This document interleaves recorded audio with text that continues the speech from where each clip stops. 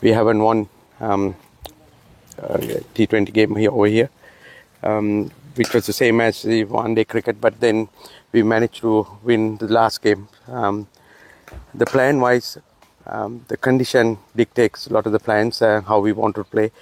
At the same time, we wanted to keep one eye on the World Cup, T20 World Cup. So we are trying to get our plans right for that. We got 11 games now and then, and the BPL as well. So, but this is a national team. We're trying to get our combination and give the players the kind of roles that they will play during the World Cup. So that's the plans. After T20 World Cup, before World Cup, Bangladesh maybe played only 6 T20 match. What do you think the ideal practice for Bangladesh? I said 11 matches from now to the World Cup. That's what we got in terms of matches. The practice, whether it's ideal or not, that's all we got. We have to get our plans and the roles right within that period. Coach, you have won the last match very convincingly. Bangladesh was ruthless actually. Do you feel this is the thing will actually help mentally the boys in the middle of the park in the T20s? Certainly it will help mentally. When you have a good win, always you feel good, and because you have done some things that you wanted to repeat again, no matter what format is, that will give us a confidence leading into the T20s. Coach. Another thing, as you mentioned earlier, that the process of T20 World Cup already has been begun. So is it the right time or the ongoing process to find a real combination for the T20 World Cup within these boys? Yes, these boys will get the first taste of it. They are here. Most of these guys will feature in the World Cup. That's what the selection or the selectors plan as well.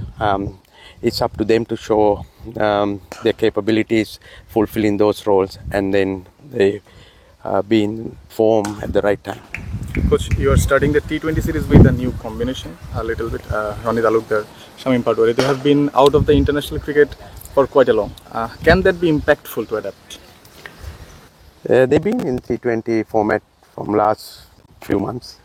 So they know their roles and we know their strength. So that's why they're in the team.